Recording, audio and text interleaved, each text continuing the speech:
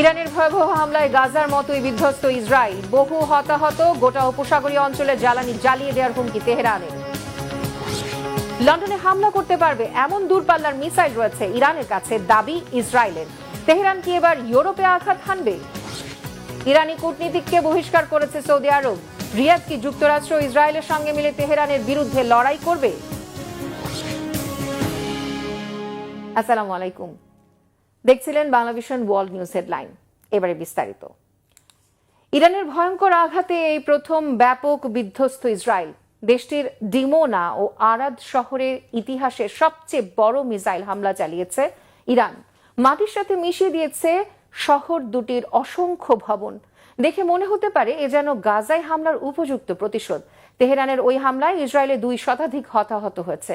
তবে ইরানের দাবি তারা 200 ইসরায়েলিকে হত্যা করেছে। এদিকে হরমুজ প্রণালী খুলে দেয়া নিয়ে মার্কিন প্রেসিডেন্ট ট্রাম্পের 48 ঘন্টার আলটিমেটামের পর পাল্টা হুঁশিয়ারি দিয়েছে ইরান। মধ্যপ্রাচ্যের জ্বালানি ও পানি সরবরাহ কেন্দ্র পুরোপুরি গুঁড়িয়ে দেওয়ার হুঁশিয়ারি দিয়েছে তেহরান। ইরানি কর্মীদের 24 ঘন্টার মধ্যে রিয়াদ ছাড়ার নির্দেশ দিয়েছে সৌদি আরব। শহীদ আরাফাতের ডেস্ক রিপোর্টে বিস্তারিত।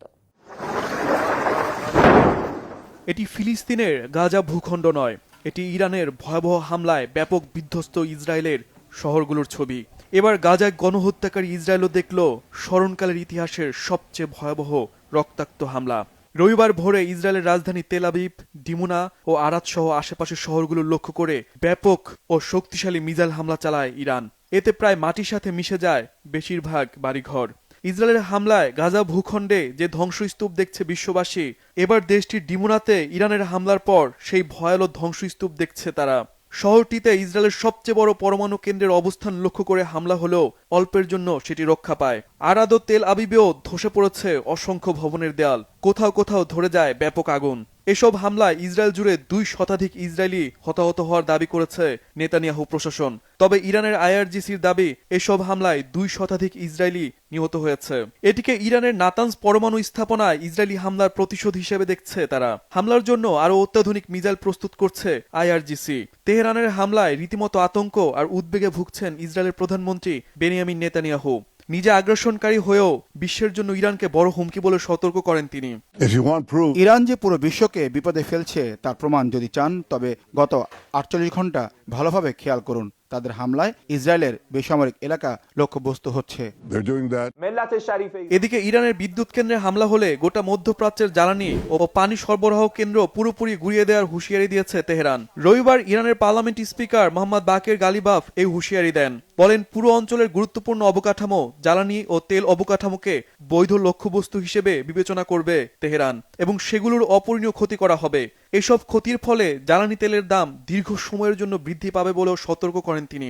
হরমুজ প্রণালী খুলে দেয়া নিয়ে মার্কিন প্রেসিডেন্ট ডোনাল্ড ট্রাম্প ইরানকে 48 ঘন্টার সময় বেঁধে দেওয়ার পরই এই হুঁশিয়ারি দেয় ইরান। এছাড়া ইরান সাফ জানিয়ে দিয়েছে হরমুজ প্রণালী শত্রুপক্ষ ছাড়া সবার জন্য খোলা থাকবে। ইসরায়েল ও যুক্তরাষ্ট্রের কোনো জাহাজ ওই পথে চলাচলের চেষ্টা করলেই হামলার শিকার হবে। এই হুঁশিয়ারি দিয়ে জাতিসংঘে নিযুক্ত ইরানের প্রতিনিধি আলী মুসাবি বলেন, আগ্রাসন শেষ হলে হরমুজ প্রণালীর জাহাজ চলাচল নিয়ে নতুন করে ভাববে ইরান। অন্যদিকে উত্তর ইসরায়েল ও দক্ষিণ লেবাননে ইসরায়েলি বাহিনীকে লক্ষ্য করে হামলা চালাচ্ছে ইরান সমর্থিত হিজবুল্লাহ যোদ্ধারা। কয়েক দফায় রকেট হামলার পাশাপাশি স্থল হামলা অব্যাহত রেখেছে তারা। সৌদি আরবে কয়েক দফায় ইরানের হামলার পর তীব্র প্রতিক্রিয়া জানিয়েছে রিয়াদ। রিয়াদে কর্মরত ইরানিদের দ্রুত দেশ ছাড়ার নির্দেশ দিয়েছে সৌদি আরব। কাতারের সামরিক বাহিনীর হেলিকপ্টার দুর্ঘটনায় 6 জন নিহত হয়েছে, যদিও দুর্ঘটনার জন্য কাউকে দায়ী করেনি কাতার কর্তৃপক্ষ।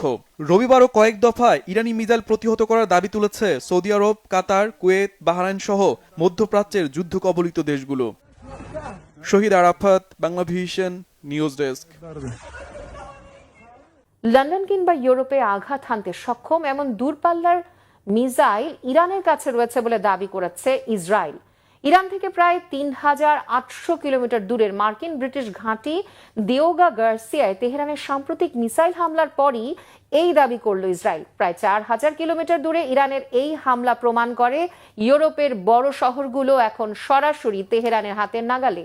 মধ্যপ্রাচ্যের সংঘাতের জেরে এবার কি তবে ইউরোপে হামলা চালাবে ইরান? হাফিজুল ইসলামের ডেস্ক রিপোর্টে বিস্তারিত। লন্ডন, প্যারিস, বার্লিন কিংবা রোম, ইরানি মিসাইলের কাছে নিরাপদ নেই ইউরোপের কোনো দেশের রাজধানী। এতদিন ধারণা করা হতো ইরানের ভাণ্ডারে থাকা ক্ষেপণাস্ত্রের সর্বোচ্চ ক্ষমতা কেবল মধ্যপ্রাচ্যেই সীমাবদ্ধ। কিন্তু ভারত মহাসাগরে অবস্থিত ব্রিটিশ মার্কিন যৌথ সামরিক ঘাঁটি দিয়েগো গার্সিয়ার দিকে তেহরানের সাম্প্রতিক মিসাইল হামলা পুরনো সব হিসাবকে ধুলোয় মিশিয়ে দিয়েছে। ইরান থেকে এই ঘাঁটির দূরত্ব প্রায় 4000 কিলোমিটার। অবশ্য পশ্চিমাদের দাবি ইরানের ক্ষেপণাস্ত্র কোনো সুনির্দিষ্ট লক্ষ্যবস্তুতে আঘাত করতে পারেনি। তবে ফলাফল যাই হোক, তেহরানের এমন শক্তি প্রদর্শন এর মধ্যেই কেড়ে নিয়েছে পশ্চিমা নীতি নির্ধারকদের ঘুম। প্রশ্ন উঠেছে, এবার ইউরোপেও কি জ্বলবে ইরানি প্রতিশোধের আগুন? ইরান দীর্ঘ সময় ধরে দাবি করে আসছিল তাদের ক্ষেপণাস্ত্রের পাল্লা 2000 কিলোমিটারের বেশি না। কিন্তু দিয়েগো গার্সিয়াকে লক্ষ্য বানানোর মধ্য দিয়ে তেহরান বিশ্বকে বুঝিয়ে দিয়েছে তাদের আসল সামর্থ্য অনেক বেশি। ধারণা করা হচ্ছে এই অভিযানে খোররামশাহ 4 এর মতো শক্তিশালী মাঝারি পাল্লার ক্ষেপণাস্ত্র ব্যবহার করা হয়েছে। এর আওতা প্রায় 4000 কিলোমিটার। তেহরানকে কেন্দ্র করে 4000 কিলোমিটারের বৃত্ত আঁকা হলে দেখা যাবে ইউরোপের প্রায় সবকটি বড় শহর এখন ইরানি মিসাইলের সীমারেখার ভেতরে। মার্কিন ও ব্রিটিশ শক্তির গুরুত্বপূর্ণ সামরিক ঘাঁটি দিয়েগো গার্সিয়া এশিয়া এবং আফ্রিকার আঞ্চলিক সীমানায় আমেরিকার স্বার্থ রক্ষায় মূল ঢাল হিসেবে কাজ করে এই মিলিটারি বেজ। এখানেই B-2 সহ পরমাণু অস্ত্রবাহী অত্যাধুনিক সব যুদ্ধবিমান মোতায়েন রাখে আমেরিকা। 1979 সালে ইরানি বিপ্লবের পর দ্বীপটিতে দেখা যায় সামরিক কার্যক্রমের ব্যাপক বিস্তার। 2001 সালে টুইন টাওয়ার হামলা পরবর্তী পরিস্থিতিতে যুক্তরাষ্ট্রের অন্যতম ব্যস্ত সামরিক কেন্দ্রে পরিণত হয় দিয়েগো গার্সিয়া। মধ্যপ্রাচ্যের যে কোনো সংকটে দ্রুত হস্তক্ষেপ করার জন্য এই ঘাঁটিকে তাসের টেক্কার মতো ব্যবহার করে থাকে ওয়াশিংটন। দিয়েগো গার্সিয়ার দিকে ইরানি মিসাইল উৎক্ষেপণের কথা স্বীকার করেছে ইসরায়েল। দেশটির শীর্ষ এক সামরিক কর্মকর্তার দাবি, ইরানের কারণে হুমকির মুখে আছে খোদ ইউরোপ। ইরান 4000 কিলোমিটার পাল্লার একটি 2 স্তরের আন্তঃমহাদেশীয় ব্যালিস্টিক ক্ষেপণাস্ত্র ছুড়েছে, যার লক্ষ্যবস্তু ছিল দিয়েগো গার্সিয়া দ্বীপের একটি মার্কিন ঘাঁটি। এসব ক্ষেপণাস্ত্র কিন্তু ইসরায়েলকে আঘাত করার জন্য তৈরি করা হয়নি। এগুলোর পাল্লা সরাসরি ইউরোপের রাজধানীগুলো পর্যন্ত বিস্তৃত। বার্লিন, প্যারিস এবং রোম সবই এখন সরাসরি হুমকির মুখে। বিশ্বের ইতিহাস ও ইহুদিদের অতীত থেকে আমরা শিক্ষা নিয়েছি, কোনো হুমকিকে অস্বীকার করা বা তোষামত করে শান্ত রাখতে চাইলে সেই বিপদ দূর হয় না, উল্টো এর কারণে নিজের দুর্বলতা প্রকাশ পায় এবং এটি চরমপন্থী শাসন ব্যবস্থাকে আরও উৎসাহিত করে।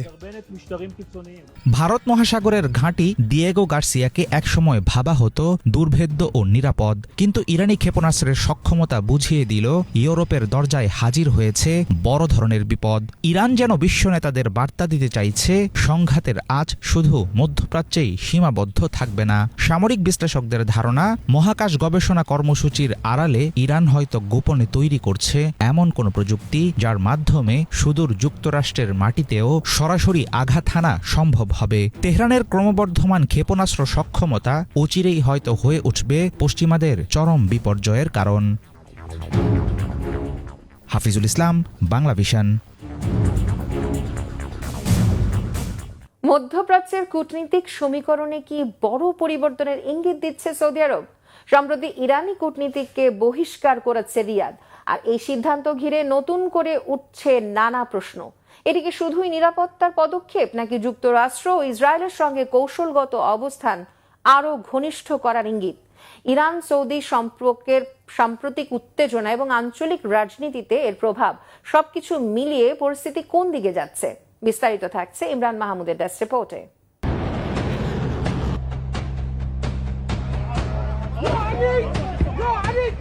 এবার কি সরাসরি যুক্তরাষ্ট্রের পক্ষ নিচ্ছে সৌদি আরব? সম্প্রতি দেশটিতে থাকা ইরানি দূতাবাসের সামরিক কর্মকর্তাদের বহিষ্কার করেছে সৌদি গেজেট ও ওয়াল স্ট্রিট জার্নালের প্রতিবেদন অনুযায়ী রিয়াদের দাবি, ইরান ও তার মদতপুষ্ট গোষ্ঠীগুলোর পক্ষ থেকে সৌদির মাটিতে থাকা মার্কিন স্থাপনাগুলোতে ক্রমাগত হামলার প্রেক্ষাপটে এই কঠোর সিদ্ধান্ত নিয়েছে দেশটি। আর এই ঘটনা একটি বড় প্রশ্ন সামনে নিয়ে এসেছে। সৌদি আরবকে এবার সরাসরি যুক্তরাষ্ট্র ও ইসরায়েলের বলয়ে যোগ দিচ্ছে। দীর্ঘদিনের শীতল সম্পর্কের পর 2023 সালে চীনের মধ্যস্থতায় ইরান ও সৌদির মধ্যে একটি সমঝোতা হয়েছিল। কিন্তু ইরানে মার্কিন ও ইসরায়েলের যৌথ হামলা ও দেশটির সর্বোচ্চ ধর্মীয় নেতা আয়াতুল্লাহ খামেনিকে হত্যার পর উপসাগরীয় অঞ্চল সহ সৌদি আরবে থাকা মার্কিন স্থাপনাগুলোতে ড্রোন ও ক্ষেপণাস্ত্র হামলা বাড়িয়েছে ইরান। ফলে দুই দেশের মধ্যকার স্থিতিশীলতা হুমকির মুখে পড়েছে। রিয়াদের অভিযোগ, তেহরান তাদের সামরিক প্রতিনিধিদের ব্যবহার করে এই অঞ্চলে অস্থিরতা ছড়াচ্ছে। ফলে নিরাপত্তা নিশ্চিত করতে তারা ইরানি দূতাবাস কর্মীদের বহিষ্কারের পথ বেছে নিয়েছে। সৌদি আরবের এই পদক্ষেপকে অনেকেই জো বাইডেন প্রশাসনের মধ্যপ্রাচ্য নীতির সাফল্য হিসেবে দেখছেন। ইরানকে কোণঠাসা করতে যুক্তরাষ্ট্র দীর্ঘদিন ধরে একটি আরব ইসরায়েল জোট গঠনের চেষ্টা করছে। যদিও সৌদি আরব এখনও ইসরায়েলের সঙ্গে সরাসরি কূটনৈতিক সম্পর্ক স্থাপন করেনি, তবে ইরানের প্রতি রিয়াদের এই কঠোর মনোভাব ইসরায়েলের স্বার্থকেই আরও জোরালো করবে। বিশেষ করে গাজা ও লেবানন ইস্যুতে ইরান যখন ইসরায়েল বিরোধী ফ্রন্টকে শক্তিশালী করছে, তখন সৌদি আরব থেকে ইরানি কূটনীতিক বহিষ্কারের মতো পদক্ষেপ তেহরানকে একঘরে করার ক্ষেত্রে ইসরায়েল ও পশ্চিমাদের হাতকে শক্তিশালী করছে। অনেক বিশ্লেষক মনে করছেন, ইরানকে রুখতে সৌদি আরব এখন কৌশলগতভাবে যুক্তরাষ্ট্র ও ইসরায়েলের সাথে একই সমান্তরালে অবস্থান করছে। চলমান যুদ্ধের শুরু থেকে গুঞ্জন উঠে ইরানের সামরিক অভিযান চালাতে ইসরায়েলের পাশাপাশি সৌদি আরবও চাপ দিয়েছিল ট্রাম্পকে। ওয়াশিংটন পোস্টের একটি প্রতিবেদনে বলা হয়, ইসরায়েল ও সৌদির যৌথ চাপ ছিল ট্রাম্প প্রশাসনের উপর যেন খুব দ্রুতই ইরানের বিরুদ্ধে সামরিক অভিযান শুরু করা হয়। যদিও এই বিষয়ে আনুষ্ঠানিকভাবে কোনো মন্তব্য করেনি রিয়াদ। বিশ্লেষকরা বলছেন, সৌদি আরবের জন্য এই সিদ্ধান্তটি কেবল দ্বিপাক্ষিক বিরোধ নয়, বরং মধ্যপ্রাচ্যে নিজেদের নেতৃত্ব টিকিয়ে রাখার লড়াই। তবে রিয়াদ থেকে ইরানি প্রতিনিধি এভাবে বহিষ্কারের ফলে এই অঞ্চলের সংঘাতের ঝুঁকি আরও বাড়তে পারে।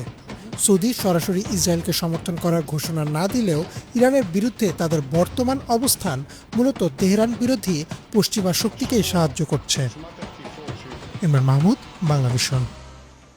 দেশের নিরাপত্তা ঝুঁকিতে ফেলার মতো কোনো সুযোগ আফগানিস্তানকে দেয়া হবে না বলে কঠোর হুঁশিয়ারি দিয়েছেন পাকিস্তানের সেনাপ্রধান ফিল্ড মার্শাল আসিম মুনির।